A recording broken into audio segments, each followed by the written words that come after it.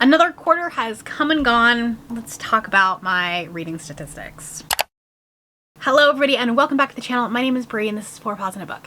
Today we're going to go over quarter 2, how that went both in my reading as well as on my channel, and kind of talk about some content that I really liked and just, you know, some things that happened. Obviously the Amazing Readathon was like the cap on top of everything at the end of quarter 2.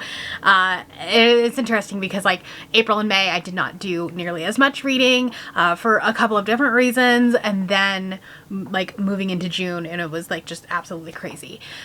So let's chat. Quarter 2 was a lot less impressive than quarter 1 was. So I want to talk about some basic stats. I'm also going to talk about my goals and how I've been doing with that in terms of, you know, how am I meeting my goals. And then I think the last video that I put out right before this was my like best and worst of the year so far, like for each month. So I don't want to like be redundant, and so I'm not going to talk about like my top 5 books because let's be honest, most of them are from one series. I'm going to talk about like the 5 most surprising books that I read in the second quarter. I feel like that's a little bit more interesting. That's the agenda. That's what we're doing. Let's talk about the basic stats, okay? In April, May, and June, I only read 34 books. And I say like only because that's still a lot of books, right? But compared to the 51 that I read in quarter 1, it was a lot lower. I read 12,630 pages. Compared to quarter 1 being over 20,000 pages. Again, a lot less. But April, I think I had like some burnout happening. I had like, it was more like life overwhelm stuff, and it was, you know, everything seeping into my reading life. And then May is always a really low reading month as I am preparing for the Amazing Readathon. And then we get back on track, kind of, sort of, in June. If you average it out, I have an average page count of like 371 and a half pages almost, which is like pretty normal. That sounds about right. And if you average it out per day, I read almost 139 pages per day, which, like, when you think about it, is not a small amount of pages. It's just that like sometimes I read a lot more than other times. It's fine. My most read genre was actually romance. It was not romantasy, it was actual romance. 25 of the 34 books were from authors that I have read from before, so not a lot of new authors.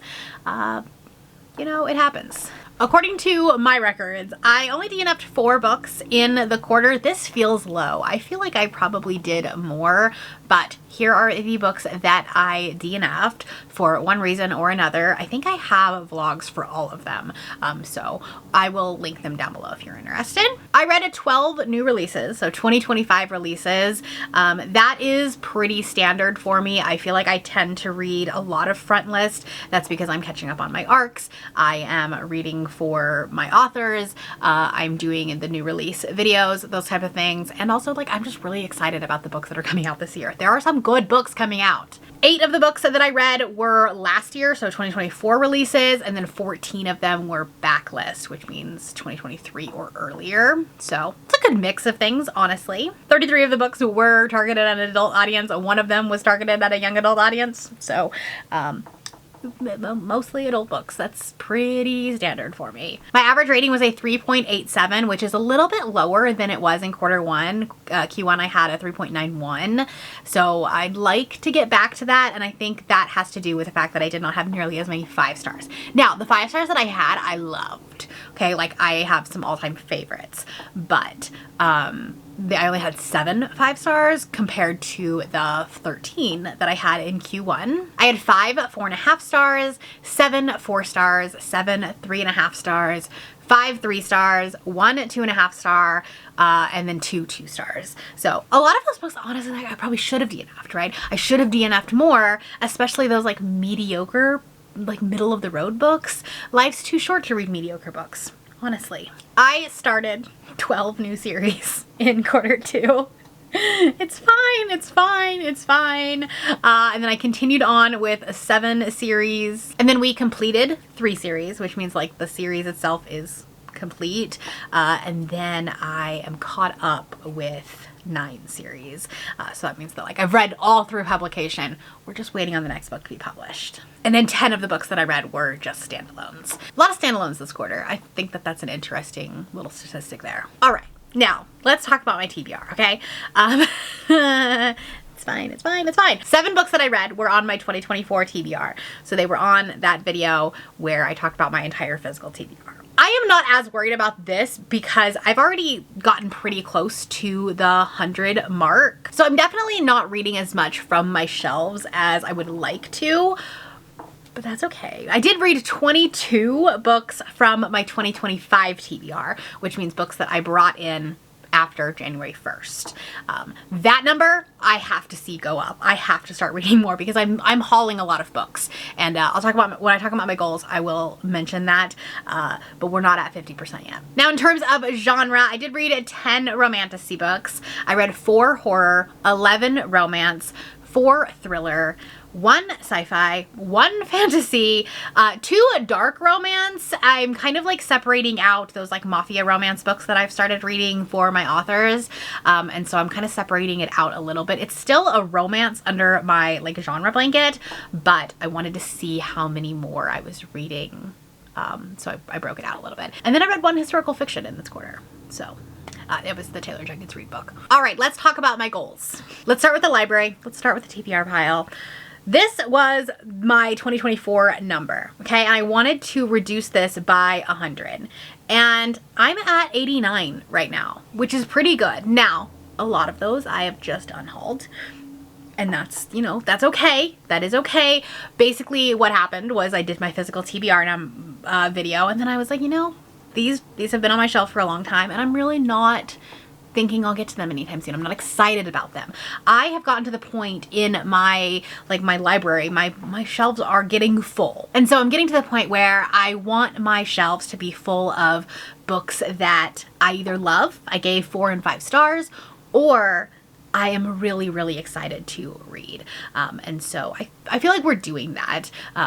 Is it potentially a waste of money to be like hauling books and then unhauling them later without reading them?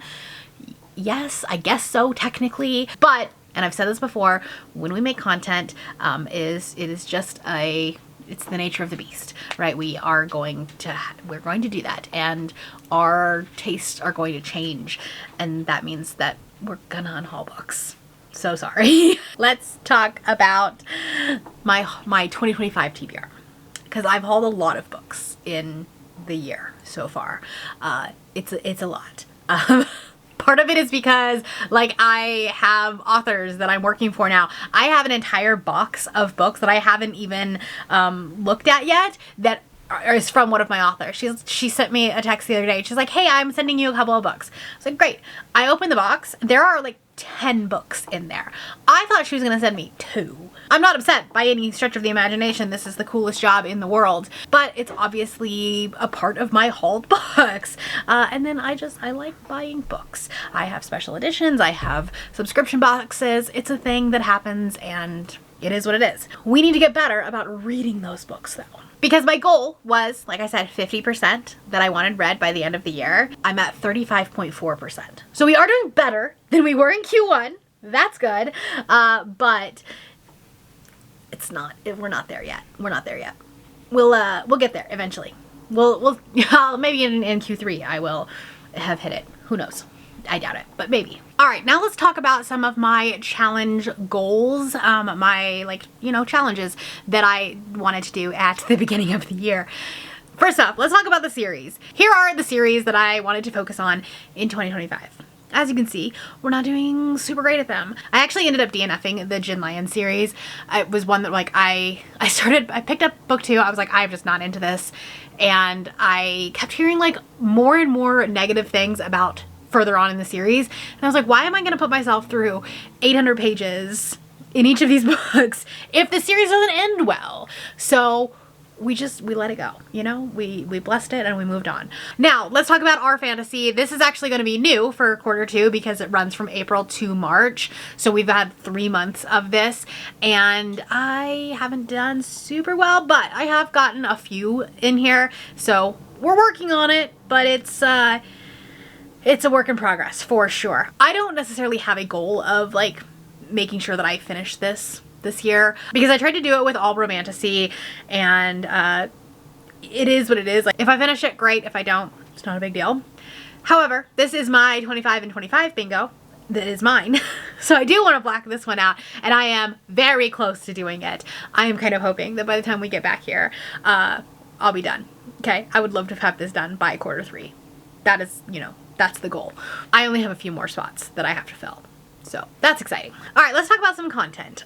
I don't feel like I did a ton of videos in April, May, and June just because of, you know, everything else that was going on. That, and I have kind of moved over to TikTok, not for books. I'm still reviewing books here on this platform, but my short form content is all like author based, and come to find out, it's a whole lot easier to grow on TikTok than it is on YouTube. So like there's a dopamine hit to that when you're gaining like 150 followers a day. And like, I just wish I could grow that fast here. Now, my goal for the end of the year is 7,000. And I started the year like a little over 5,000. And so technically I'm at like 6,245, I think, as of filming this. So theoretically, like, I'm doing okay. However, I grow the most in the first half of the year, because we had Realmathon that I was co-host for, and then Amazing Readathon. And so like, I definitely grow more in the first half, and it'll probably slow back down a little bit in the second half of the year. So I don't know that I'll hit 7K. We'll see what happens. Who knows? I am doing some exciting things in the second half of the year. You know, I'm going to be participating in some like collaborative things. So there is the potential to, you know, branch out and find new audiences, but I'm not certain that I'm gonna hit that 7K number. I did a couple of like commentary videos. I did the truth about the Kindle Unlimited boycott because everyone was trying to like boycott Amazon, which is great. However, they were also boycotting Kindle Unlimited, which is hurting indie and self-published authors. And so I did a kind of like scripted commentary video on that. I don't script my videos. I don't know if you could tell, but I tried it. I don't know that I love it. It's a lot of work on the front end, and it felt a little bit less casual, but I wanted to make sure that I was like saying the right things for this video. I also did a couple of videos where I was kind of talking about the behind the scenes of being a content creator, being a YouTuber. I did one that was like an actual vlog, like you know, I'm bringing you along on a weekend while I do my channel stuff. And then one was actually a tag where I discussed like booktube burnout and the YouTube algorithm and things like that. I think it's an interesting wave of like things that happen in the booktube sphere in general, because we go back and forth from like doing mostly vlogs, and then like there's this type of like sit down, more casual element to it, and sometimes I like doing those, and then others I just want to vlog and I want to read. I'm allowing this channel to just kind of like be you know, putting out content that I want, but is hopefully educational and informative and at least entertaining to the audience, because like at the end of the day, I'm putting in a lot of work. And so it would kind of suck if nobody was watching them. I continued doing the like new release of vlogs. So in April, I did All Romantasy because there were 3 Romantasy books that came out on the same day. And so I just read the 3 of those and kind of made that a theme. And that's kind of where I like decided I wanted to do like some sort of theme. However, in May, I did very different, and I did no theme because I did a romance, a sci-fi, and a thriller, and it was like, you know, the theme was these are very, very different, so how did we do? I did a bookstore crawl throughout the Salt Lake City bookstores for Independent Bookstore Day, which was so much fun. I actually like went with some other like TikTokers in the area, and we just did like a whole big like bookstore crawl, a bunch of different bookstores and stuff, which was so much fun. And then obviously in June we had the Amazing Readathon, so I vlogged for all of that. And then I also did TBR Swap with Cassidy, which was a lot of fun, where I played her TBR game for her and picked books for her, and then she played Kerplunk for me, picked books for me, with mixed results, I guess. but it was a lot of fun and I'm really glad that I got to be a part of that. It's always fun to like collaborate with other booktubers and like do things together. And that's pretty much it. That's the content that I had in Q2. There wasn't anything like super out of the box. I really wanted to focus on making the Amazing Readathon really fantastic, which I do think it was. I think it was the best one that we have done. I think it was the most well produced one that I've ever done, even though sometimes I was flying by the seat of my pants. Y'all didn't know that. It's fine. So last thing I want to do is talk about 5 books that surprised me in quarter 2. I tried to make them different than like best books. However, the first one is not. So we'll start there. So I think the first one that surprised me was Swift and Saddled. And that is because I read Done and Dusted last year and I was like, it's fine. The book was fine. I didn't love it. It felt, you know, it felt very debut. But then everyone else started reading them and then I was like, okay, I'm gonna continue the series. And this one was so good. So good. I absolutely loved it. And then I read Lost and Lassoed and loved that one as well. I really want to read Wild and Wrangled this month. And then the second one that I think surprised me, it wasn't like a 5-star or anything. Some of these books were 4 stars. But Beautiful Venom by Rena Kent. This is a like dark bully romance with a lot of like dubious consent, non-consent, and I'm surprised at how much I liked it and how much fun I had with it and how much of a simp he is. And I will definitely read more from Rena Kent. I'm really glad that I picked this one up. I picked it up like completely on a whim. Like I picked it up because it has a snake on the cover so that it matched the 25 and 25. Yeah, it's really pretty. And it was really fun on the inside too. So yeah, I'm excited to read more from Rena Kent and I'm excited to like dive deeper into that dark romance space. And then also like another surprise for me along the same kind of line. Zodiac Academy. This is the first one in the series and I am surprised that I didn't hate it. So, I mean, I don't know what that says. I think I gave this one 4 stars. It was definitely a brain off book. It was definitely something that like I didn't have to think about, but it was just fun. It had this like kind of CW vibe to it, like this old nostalgic, like, you know, school, and it's a bully romance, and it was, you know, it was just a good time. It was a good time. I'll definitely continue on with the series. So there's that. And then the last 2 I am calling surprises because I did not know they existed, and they were 4.5 and 5 stars. So let's talk about Focused by Karla Sorensen. This one I read because I found out that there is a second generation to the Washington Wolves series. I talked about The Marriage Effect in my last video being the best book that I read in June. And then when I was doing some research on the other books that Karla had written, I realized that there was a second generation. And so immediately that was a surprise, right? Because I didn't even know that these books existed. And then this one was 5 stars.